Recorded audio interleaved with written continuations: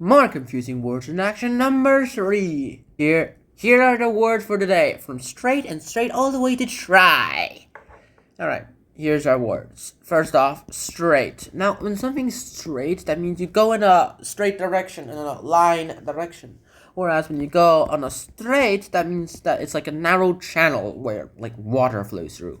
Or something else. This path should take us straight back to our tent and our car. All this rain has made it impossible for us to cross the river.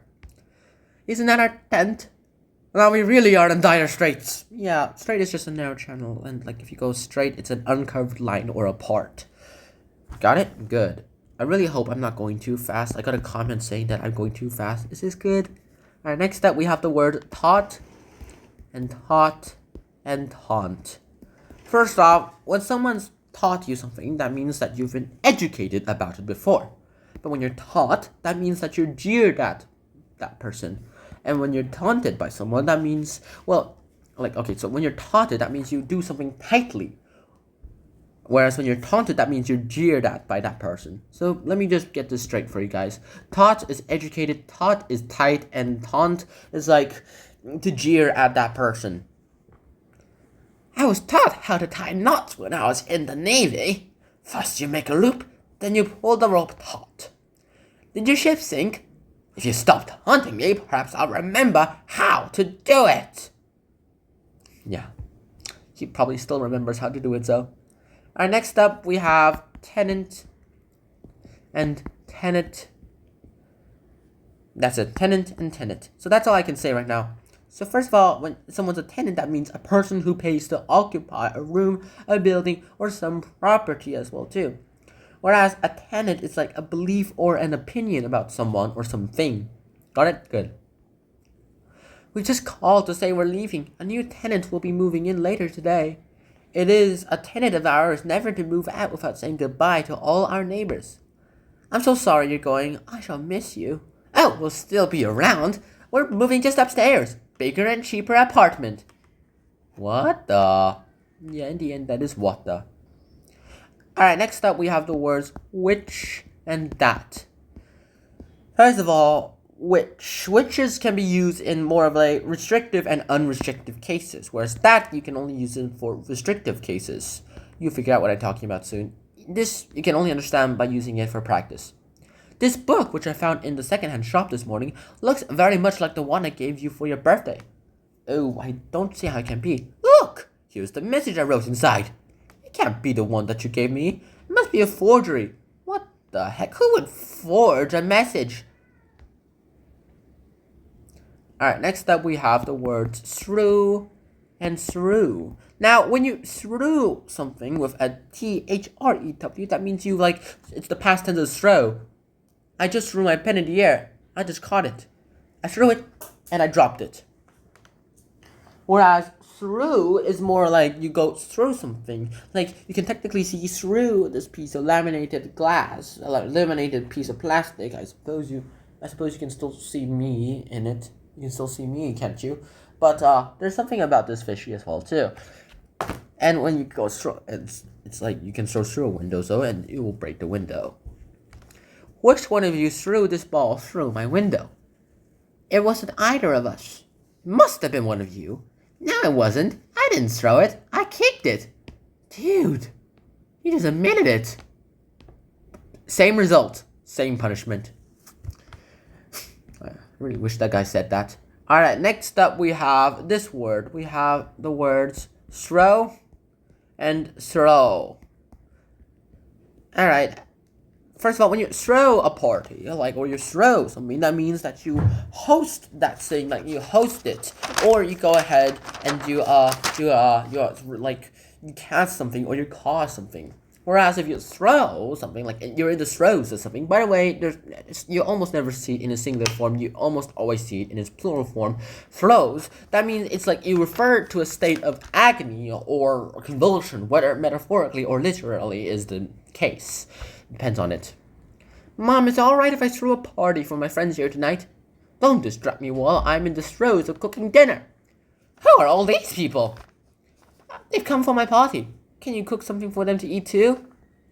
You know what? I just want you to take takeout now. Alright, next up we have the words till. Till and until.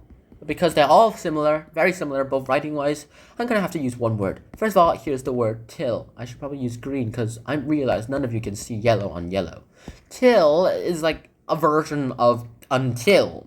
It's just that this is used in informal cases, and you never see it in formal cases. Never use it in formal cases. That's where till comes in. You just add an L to till, and you get till. From until, except you add an L, and this is the most formal version of till that you can say.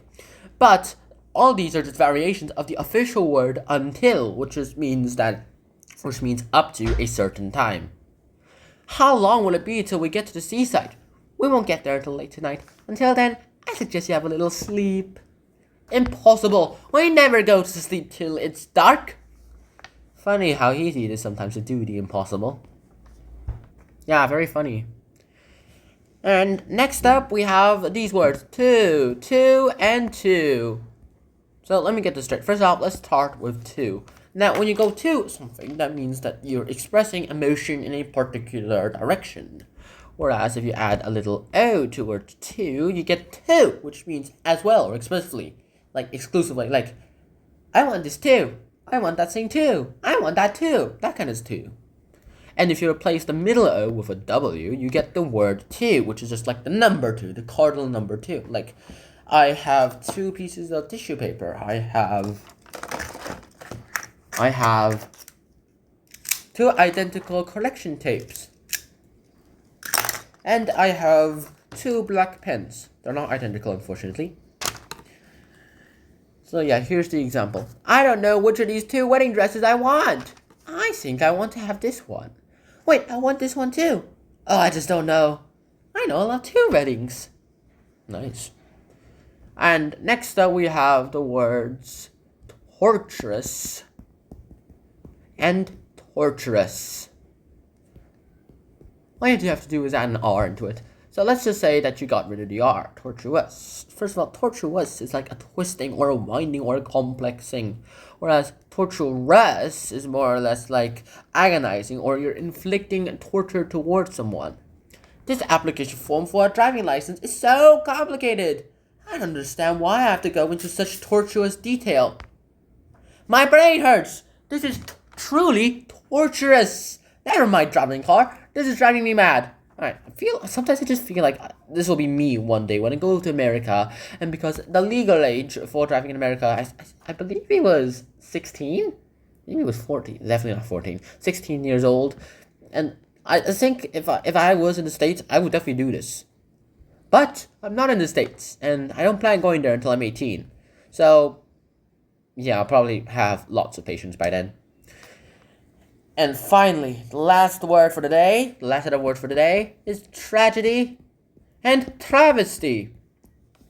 Alright, these are 2 very opposite words as well too. Tragedy is like a story, a tragic event, or a story that's very sad, usually involves lots and lots of death, and does not have a happy ending. Whereas a travesty is like, it's a farcical and inadequate mocking of something. You go ahead and you mock something. That's what a travesty is. I can't believe how bad this production is. The directors completely ignored what the writer intended. It says here it's meant to be a tragedy. It's not a tragedy. It's a travesty. Look in the background, everyone else is laughing. These guys are like, oh man, William Shakespeare, what did they do to you? Everyone else laughing though. And that's it. Next time we'll be doing the last set of words, and then we'll be doing a new set of words. Hope you guys enjoyed this episode. Hope to see you guys soon. Until next time, 希望 now. Peace. Bye bye.